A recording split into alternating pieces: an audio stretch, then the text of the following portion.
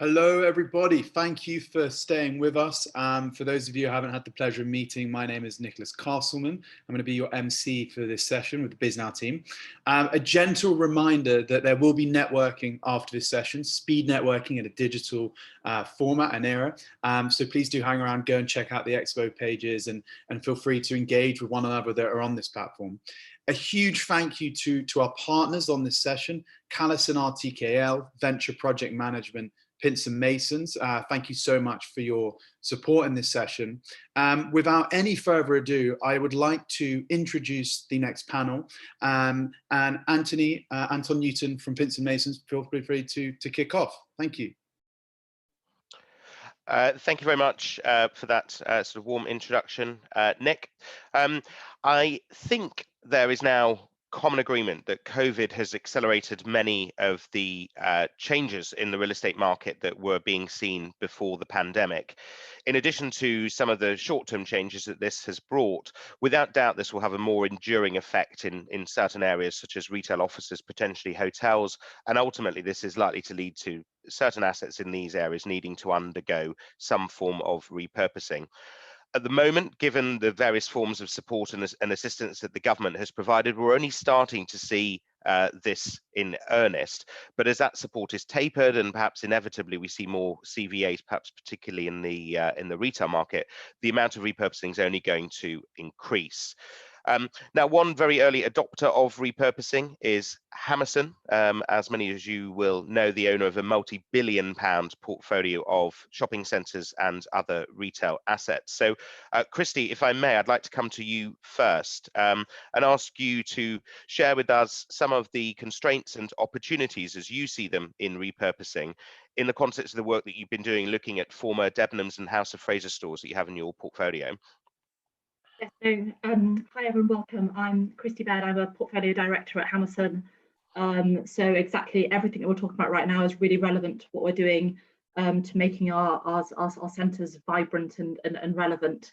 As you say, we've been very much an early adopter of this. Repurposing is a core part of the Hammerson strategy, and as well as how do we continue to evolve and adapt within these city locations. We fundamentally believe in cities. We believe that they are places where people want to be, they want to congregate, and certainly early footfall figures which have been coming out for the reopening show exactly that. People want to be out, they want to be having these shared experiences, they don't want to be stuck in their homes as many of us are today, but at the same time we've got to continue to make sure that we are evolving and we are keeping that mix relevant and vibrant for that individual audience and that individual destination. And I think it's also worth picking up on something you said there. We've certainly been early adopters. And actually, when I was sort of reflecting on coming on and speaking on this panel, thinking that actually in many ways repurposing has been going on for many years. Actually, when Hammerson built some of our early centres, whether it was the Bullring in Birmingham or West Key in Southampton, the Oracle in Reading, these were probably early examples of repurposing from a different side. And cities have always been places which people want to be, but have always been in the need to keep up with actually what that demand is and what those trends are now. And what we're seeing, as you said, is just really an acceleration of that at the moment, based on what's happened demographic and COVID's have had an impact on that. So as I said, repurposing is a really core part of our strategy, whether that's looking at long-term changes for how we really impact the mix, whether it's short-term and meanwhile and alternative uses. As you said, particular focus in the last couple of years has been looking at department stores. I think we all know where that particular market's been. And a great example of really doing something very different and moving completely away from retail, as you said, is in Leicester. So in High Cross, Leicester, a city centre destination which we have there, we're actually repurposing the former Debenhams space into 332 build-to-rent units. So this is doing something completely different, but still really relevant for what's needed within that particular catchment and that particular location. We're working with a specialist PRS provider within that space, and after launching public consultation last year, great support from the local community, and that's probably helped by the jobs that are going to be created, as well as the improvements to the public realm. But that interesting is off the back of some repurposing that we did in High Cross and Leicester over the last couple of years. We actually, pre all of this pandemic, had previously repurposed a House of Fraser in Leicester and repurposed that into upsize Zara, Discovery Adventure Golf, so trying to bring more leisure in, and as well as some more probably traditional retail and F&B brands within there. So that's probably an example of something where it's really moving away from what we traditionally would do from a retail perspective. But, certainly in the shorter and medium term, we're constantly looking as to how we can manage our centres to bring that vibrancy of mix and those winning retail categories. And a couple of examples you mentioned there, in Oracle and in Reading, we're working with Next Beauty in the former Debenhams there. So to bring in a new brand, a new concept, something we really felt with the department store with Debenhams leaving. Actually, beauty is such a strong in-person experience. People want to go in and experience that. It really still fitted and was still relevant, and great to get a new brand and a new concept in. Or whether actually another example is in Dundrum Town Centre in Dublin, repurposing the former House of Fraser into Brown Thomas, which is really strong Irish brand within that locations.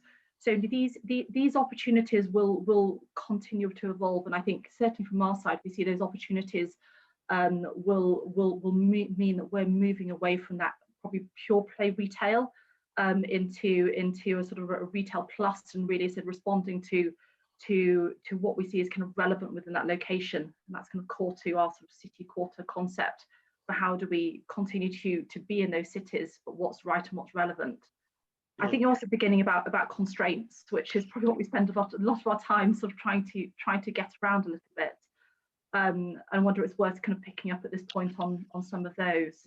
Yes, I mean, I think from discussions that I've been sort of having with sort of a number of clients, I think one of the constraints is the values gap, getting some of these things to sort of stack up. So yeah, very interested in how you have managed to overcome that on some of these projects, and indeed some of the other constraints that you've encountered. Yeah, no, I think as always, none of these are easy, straightforward, cheap. Or things which can happen overnight. But certainly one thing that we've been working with is, traditionally department stores, I think we all know, were let on long leases, and therefore there's a certain value attached to those spaces. And certainly as part of our repurposing, we've had to overcome that, whether that's looking at things in a slightly different way from a financial perspective, or certainly looking at very much sort of do nothing scenarios. Or how do we address that? So certainly we've had to think a little bit differently, but certainly with that focus on what's the right thing for that particular location, and certainly a feeling that we can't do nothing. I mean, I seem to be saying that a lot in various areas at the moment, but standing still and not doing anything right now is not an option, and we have to continue to be investing and evolving. I think the other constraint that we've certainly come across, and I'm sure some of the other panel will have experience of this as well, is a lot of these buildings were originally constructed for a very specific use, and certainly for a use that probably using a building in a certain way and as a whole. And so once again, that comes into the cost side of repurposing, but also actually how do you take something that had a very specific use and you're trying to make it have a completely different use going forward. And I think when we're doing this repurposing now, it gives us huge lessons for new builds going forward on how we need to ensure that we are building a lot more flexibly. That has not only from a cost angle, from an environmental angle as well, to make sure that we're actually a lot more flexible in our buildings, and we can therefore much easier and continue to repurpose going forward. And that's definitely been a real constraint that we found to overcome. No, thank you for that. And perhaps at this point, if I can bring in John and Richard, I know that you have been working with Christy on some of these projects. I'm particularly interested in picking up on that point about adapting buildings that maybe weren't designed for repurposing, how you've overcome sort of those challenges, and indeed any other insight that you can share as part of the work that you're doing now with Christy and other clients in this space. Yeah, sure, Anthony. Sorry, John.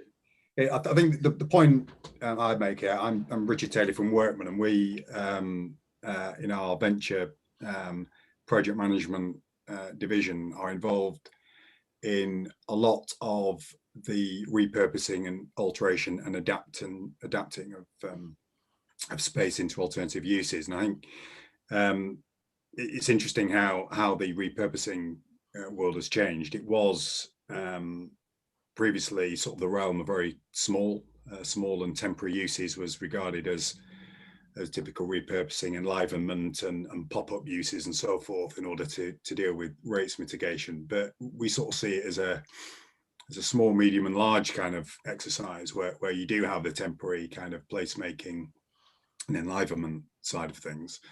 You then have a kind of medium sphere, which might be, as we did with Christie's team at Higher Cross in Leicester, the repurposing of the House of Fraser, bringing in, carving up, making smaller units and different uses. And then you have a much larger scale, which John, I'm sure, will talk about, which is where you're trying to introduce complementary massing, so residential massing into typically retail or other environments, so that you're creating a kind of reciprocal use there. And in terms of the technical side of things, I think it's the forward planning of these things which are important. So again, working with Christian and her team and others, we were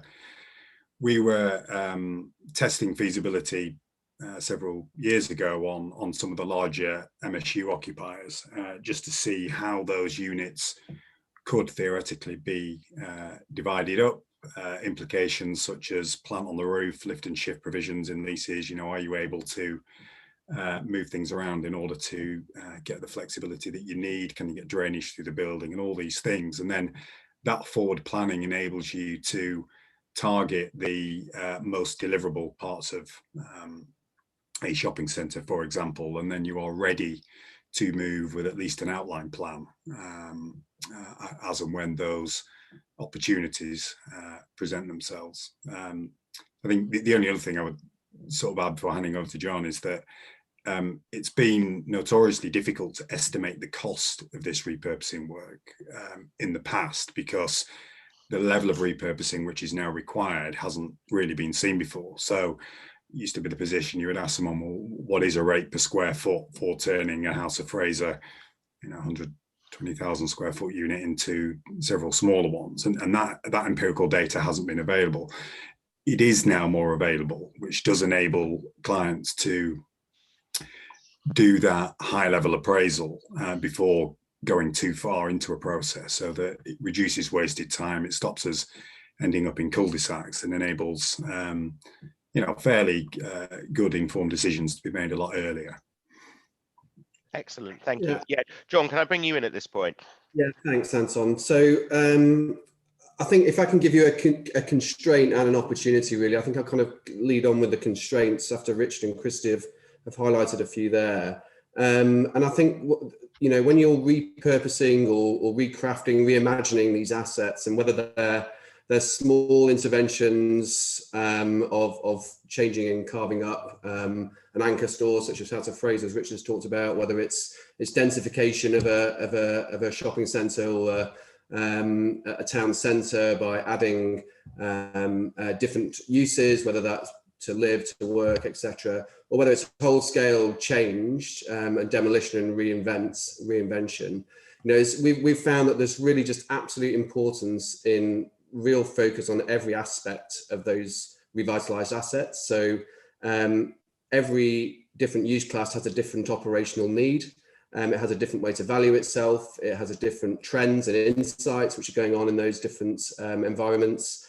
And, when you're bringing together retail and leisure and workplaces and resi and hotels and education, whatever they are, there needs to be a synergy, and they need to work together as an ecosystem.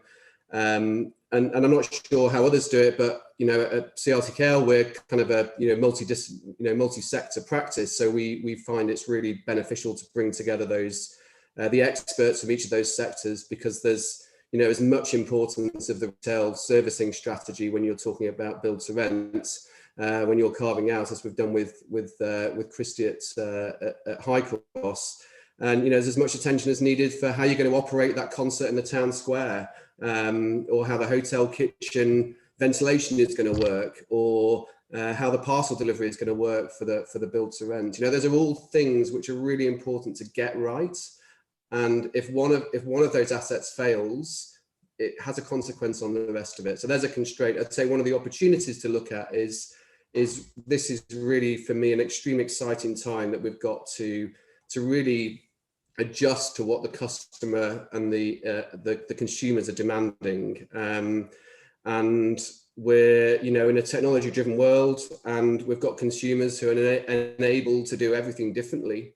Perhaps the property world has offered to the consumers what they thought they wanted, and now we're in an age where the consumer can demand the control of what they have. And I think that is a really interesting shift. And what the pandemic has done is shifted that customer, that consumer, to do things in different places for a different purpose. So where they are physically is, and what experiences they're getting from those physical environments needs to be really considered, in that their digital experience is carried around with them on their phone. So they have that with them all the time. So that for me is a really big opportunity to adapt the thinking and the offers to what the customer really wants now, not what we thought they wanted 5 years ago. Yes, and I think that's a very sort of interesting point, trying to work out what the customer wants, and it's definitely an opportunity. But there are challenges that come with it, in that it can change within quite a short period of time. And I was wanting to sort of drill in a sort of more general question to the panel here about how do you go about looking at the assets that you have, working out what existing uses there are sustainable, and then working out what sort of complementary uses you might bring in as part of a repurposing package. For my part, I've seen some really good data modeling that can be done, things sort of along the lines of tenant survival analysis and so on, to work out which of your tenants will be there in 5 years, but then also modeling many different things that will come into your considerations to do with alternative uses, including the weather, to work out whether it is worth putting outside space. In no point having a load of outside space if it's constantly going to rain. So just interested on that, sort of the extent to which you're able to use data to really sort of hone down precisely what it is that a given location will take and will work well. Does anyone have any thoughts on that? I think probably it's a little bit on maybe on my side, because it's how do you take what you have, and ultimately what's your strategy for how you move forward with your assets. I mean, certainly, as I said, from our side, repurposing, and therefore I think alternative uses, which is what you're talking about, is sort of a key part of that. And I think certainly it's been out in the press that Hamilton are looking at a strategic review, and it is exactly what you were saying there, the fact that things have evolved relatively quickly, and we have to make sure that we are not only keeping up with that, but also actually looking as to what is that product of the future, to make sure that what we're doing now is actually forward looking on that. And a lot of that is data driven. So say, for example, for us, we're working with a party or several parties on looking at it. It is very data driven on what is that sustainable retail mix, and also sustainable alternative uses going forward, which will feed into that. Part of it, as you say, is looking at who do we think will be there in the future, but actually a lot of it for us is not who do we think will be who will be there in the future, but what's that right mix. Who are those winning categories who we want within our destinations, who are going to provide that vibrancy, that mix for our customers, to make sure that our destinations remain relevant. And so part of that is also doing a lot more research with our customers, but it's from both sides and informing. I think the other bit that you're saying as well is, in informing, using data to inform that mix, is slightly what Richard was saying. There is an element where we have to understand conversion costs, and we have to understand, are we how do we get from A to B, and actually therefore is that the right use to be doing? Is that the right mix to have in? And we're collecting data on so many different elements, and using all of those, but it is partly that we think this is right. Actually, is that feasible? Is that achievable? based on where we are. But I think data and how we use it is going to be something that we're talking about so much more over the next few years, really. Excellent, thank you.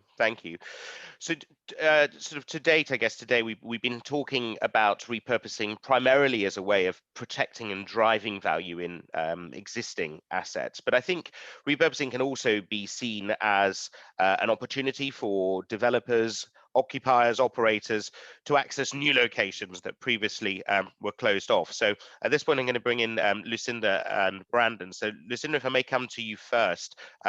First Base acquired the Soapworks site in Bristol in 2019, grade 2 listed buildings as part of that, and you're doing a great project there to create a modern, flexible, creative commercial and co-working space, as well as an independent food and drink offering. So can you share with us your approach, how you go about deciding on the locations that will work for a repurposing project, and picking up on the point that we were just talking about there, how you decide what sort of uses are going to marry together well? Yeah. So I'm Lucinda Mitchell. I'm a project director for First Base. We have acquired the Soapworks site and been working on that for a couple of years now.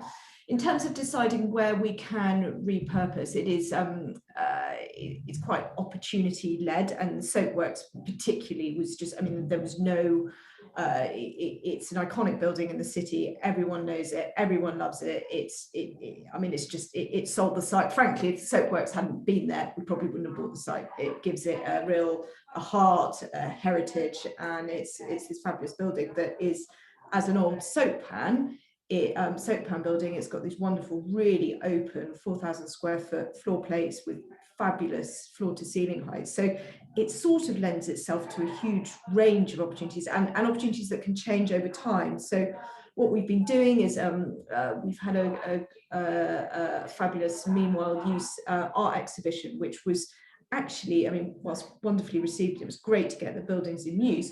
It sort of allowed us to look at how people use the buildings and how they navigate around them. So it actually sort of helped to feed into our design process, which is really useful.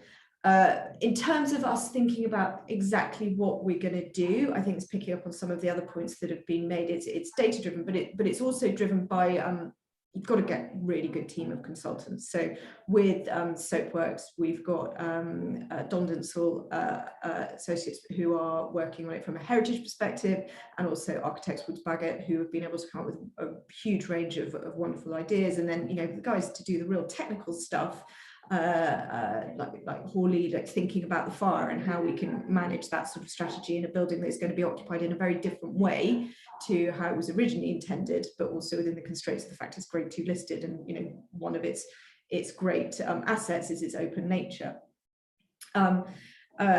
Also thinking about the team, we have another project where we're repurposing a building in Milton Keynes. This is an existing 75,000 square foot 1970s office building, and we acquired it. We were, I think, one of the only people in bidding that actually looked at repurposing the building. Everybody else assumed they were going to take it down, and we've worked with our team, particularly RSHP, and they've actually gone to the level of having meetings with the original architect to really understand the building and therefore understand what some of the original design intent was, so that we can adapt that and use that within our building, and really make sure that we're not repurposing a building for the sake of it and not doing a great job. It's making sure that it really is, it's repurposed, and it's repurposed for a long period of time, not just for the next 5-10 years. Excellent, thank you. I'll come back to the point about how one analyzes whether you effectively make the best of what is there and repurpose that, or indeed build a new building, and looking at repurposing from the environmental bit of ESG through that prism. But just before we do that, I'd like to bring in Brandon here.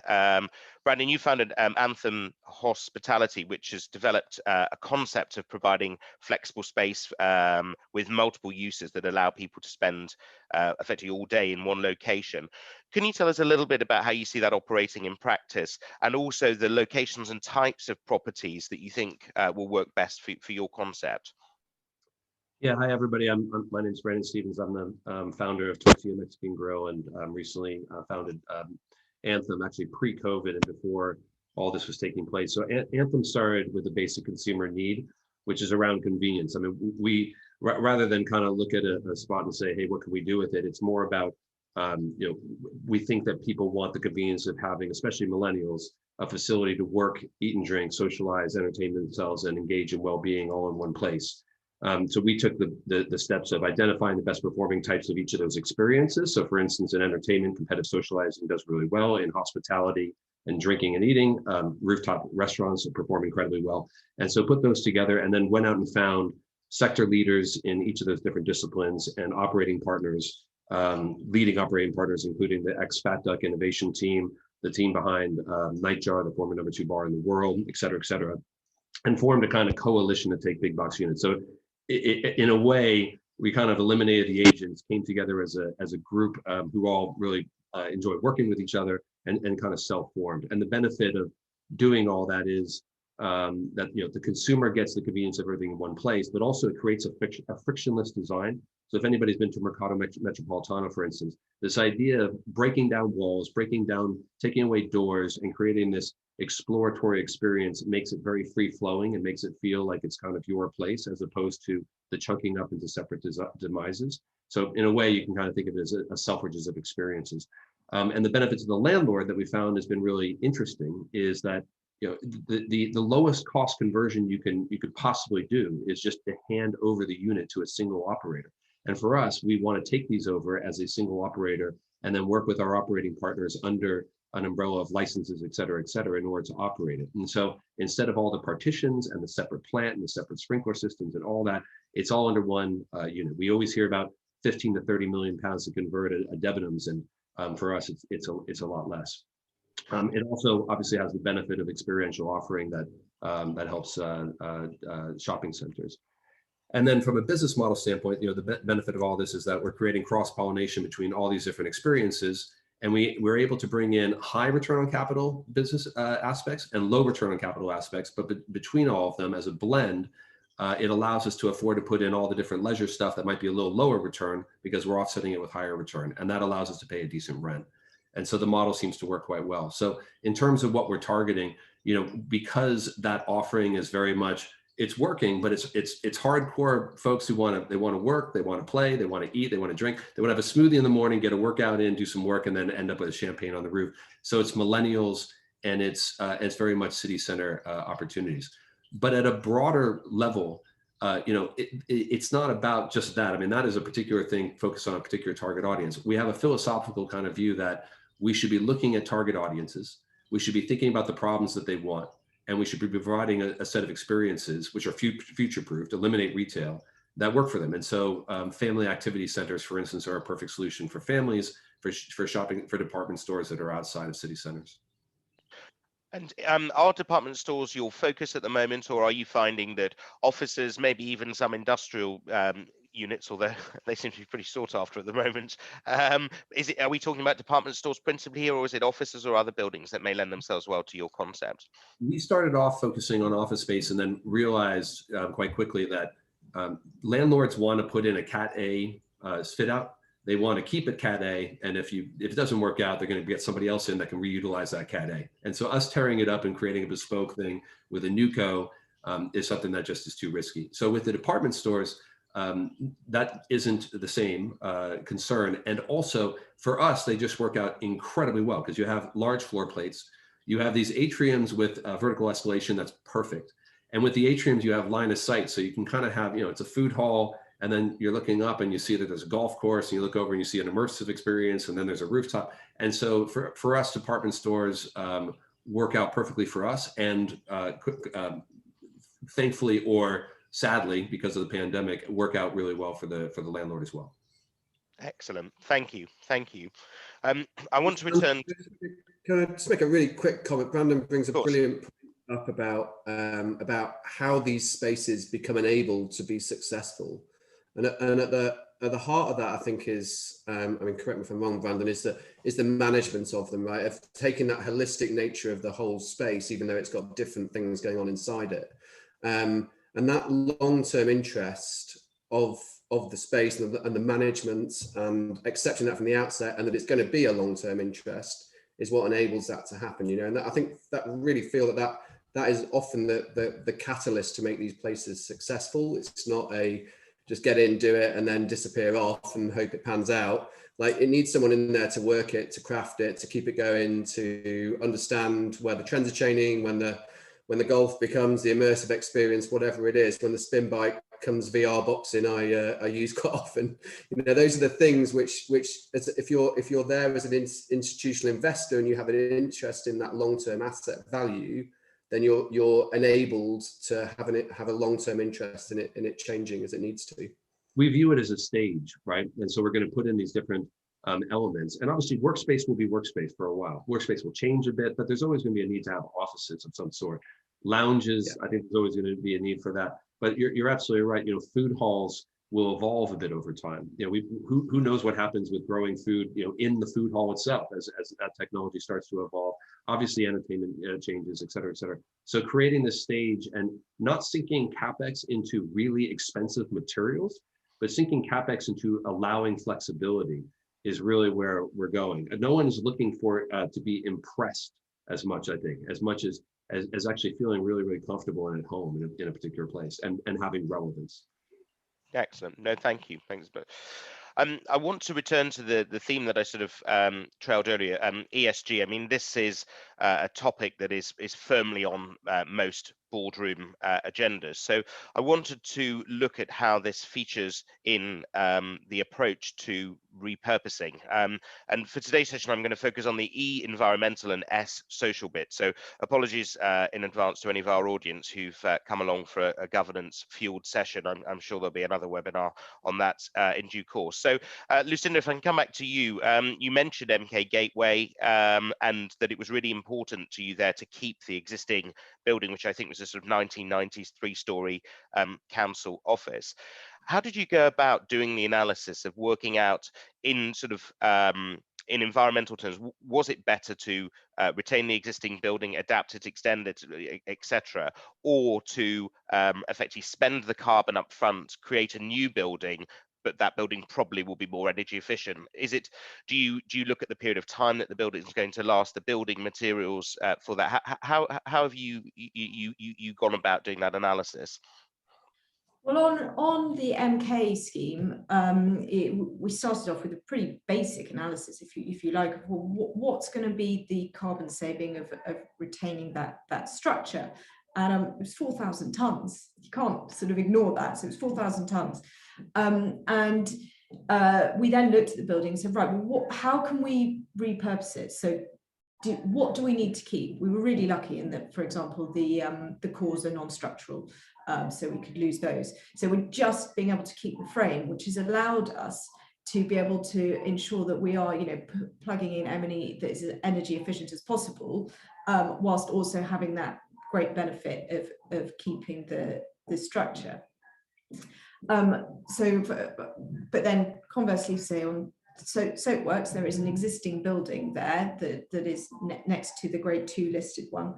It was built over time, largely 20s, and the depth of the floor plate and the level of intervention required within that building is just such that we couldn't repurpose it. And if we did, it would, whilst it might hit some of the requirements for long-term investors, most of our office occupiers are talking about net zero carbon in operation, and the building wouldn't have been able to deliver that. So we sort of end up in a bit of a challenging position where whilst it could be attractive for a number of reasons for the investors to keep that, from an occupier perspective, both in terms of building use and zero carbon in operation, it just wasn't going to fly. and I think then particularly when you start comparing against methods of construction such as timber frames, then it rather than replacing it with another concrete frame, then it does swing it even more in favour of new builds. So it's just a really tricky balance on that. You have to approach each individual existing building and look at it on its own merits, and then come up with your conclusions. That's very interesting, the sort of the tension, if you like, between the occupiers being focused on operational efficiency, whereas you as the investor are focused probably on a wider piece, including the sort of construction and so on of the building. That's very interesting. Let's have a look now at the sort of repurposing from a social angle. And it strikes me that particularly in the case of the medium and large projects, as Richard categorized them earlier, there is a real opportunity here for placemaking and community building as part of repurposing. So how do we do this? How do we take full advantage of this opportunity to really sort of refresh and revitalize and build communities? Who would like to go first on that one? I'm good to stick a couple of thoughts in to start, Anton, if that's worthwhile. So please do.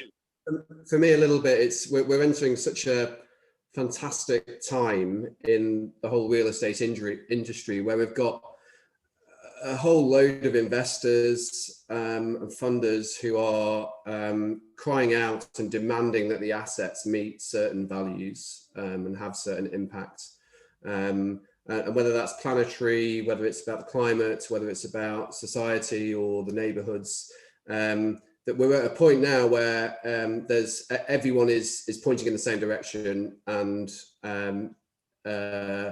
really focused on delivering it, which for me is hugely exciting. And those need to be climate facing, they need to be sustainably run, they need to be ethically conscious. Sourcing, for years we've looked at the labels in the back of our shirts and said, where did that come from? Now we're going to have that with our not just our food, but where we live and where we shop and where the things have come from. That is all going to change. But on the community side and the societal side, we really advocate kind of just extending that red line boundary way beyond where just your site is. Some of the scales of these developments, particularly, Lucinda's talked about, and Christian and the team at Hamilton and I have been working on in Leicester and a few other places. It's about expanding the red line way beyond just a level of physical intervention, so that you can have social intervention beyond that. So you're hunting out the local favourites, where's the best bike maintenance cafe, what's the best charitable housing project that you can be a part of and contribute to, bring that, where's the most exciting, what's the tech startup which you want to have sat within the environments that Brandon's setting up. So reaching out beyond that, welcoming the community into these spaces and these places, and having those community offers inside and evident and signposted and part of the as high in order of priority as some of these other aspects really is going to pay dividends. And it means those places will be longer supported in the neighborhood and just become part of the integration of those places. Yes, I mean Richard, sorry, yes. Yeah, sorry, some really good points there. Just a couple of observations I would make on this. I think we are in a really interesting place, aren't we now, in terms of talking about the sustainable side of things and the social side, where you've got demand from funders, demand from occupiers, and demand in terms of public sentiment, in terms of all these ESG kind of drivers. And that's fantastic, because previously there's been tension between potentially funding and return versus environmental agenda, but that certainly over the last 18 months, 2 years has changed significantly. I think that the point about bringing the community in is a really interesting one as well. And some of the projects that we're doing in terms of refurbishing old listed buildings and bringing office occupiers and then the leisure and more public facing uses on the ground floors, typically what landlords want is a really good blend of local artisan kind of offers, which people want. They're interested in that, and I think that is the objective. But a lot of these schemes are funded pension funds. There needs to be a return on the pound that's invested, and there has to be, I think, when considering this, an acceptance that some of the occupiers or target occupiers, local community, aren't necessarily the institutional kind of standard that people have strived for in the past. That's a good thing because it means there's a lot more texture and variety. But in terms of getting those occupiers into the building, what we are seeing is that there can often be a greater extent of landlord enabling work needed, because an occupier may not have the skill set or the experience or the team to prepare the unit for their activities. There can often be a longer period of time involved in negotiating the terms, again for similar reasons that funds and institutions are trying to contract with an occupier who may not be familiar with that corporate world. So you do get this bit of a juxtaposition between the occupier that you want and the corporate entity which is attracting it, and that's just a learning process now. And I think funds and occupiers are getting used to each other now, but that's taken a little bit of time to settle down. Yes. So that's the end of the formal questions from me. We've got 5 minutes to go, so I just want to put to you a question that we've had from our audience, which follows on actually from what we've been talking about here on sort of ESG, the social bit, the collaboration bit. And the question is, to what extent is there a role for the public sector here? That may be in terms of hard collaboration by drawing on preferential source of funding, grants and so on. It may be local authorities using their covenant to help bridge some of the values gap that we talked about earlier, or it may be some of the softer stuff of gathering together local businesses and so on to support a new scheme or development and so on. Chrissy, can I come back to you on that for your thoughts of your experience of working with local authorities on this and the sort of benefits that you've found? Yes, no, it's a great question, and we certainly find our sort of local authority stakeholders are absolutely key in order to ensuring that these destinations are fit for now and fit for the future. And actually, where we're able to work very closely and collaborate, you really do see the benefits. Leicester as a great example that we were talking about earlier on. We've had huge support from the local authority there. Similarly, if you look down in Reading, where we were talking earlier on, and you have to remember, we're very aligned with the local authorities in the sense of wanting to create vibrant places. And actually, often our local authorities might be a partner from a different side. They're often a freeholder in some of these locations. So there's also some sort of shared interest from different sides. But we certainly have found actually more recently that often local authorities can themselves have quite a wealth of contacts. They often find that people wanting to come in and invest in those locations will go to the local authority, and therefore having those lines of communication open, ensuring that they know what we're doing, know where there might be spaces available, know some plans, mean you can actually get some really interesting opportunities coming forward. And so I think with all of these, it's keeping those communications opening and making sure that you're collaborating. A great example which we're working on at the moment would be something that came through a local authority, which is for a bespoke flexible education space, which probably sounds like a jumble of words, and that you can clearly see from that we're still kind of working out what that means. But an initial interest coming from that, and that would be to go into a former department store, and so it's about that. To me, it's that collaboration and that communication, and knowing that you all have that shared interest in what you're trying to achieve. But, as always, absolutely key stakeholders to be working with. Thanks, Christy. We are sort of now, I think, pretty much out of time. So I'm so sorry we won't have time for sort of more views on that. I mean, repurposing is such a hot topic. There are so many sort of different facets to it. It feels like we could have gone on here all morning, but unfortunately, I'm afraid our time is up. So may I offer my thanks to the panel here for the time that you have spent preparing for today's session, and for offering, I think, quite candidly insight into this area. We've had a really enjoyable discussion, so thank you very much for that. Thanks, of course, to Bisnow for hosting us today, and of course, thank you to our audience. I hope that you've enjoyed the session, found it thought-provoking and useful, and we'll take away a good couple of key points to think about. So that's all from us. As I look out of my window here, the sun shines out. I will let you go, and hopefully you'll be able to enjoy a little bit of that. So once again, thanks everyone very much, and I hope you have a good afternoon. Thank you. Thank you. Bye. Bye.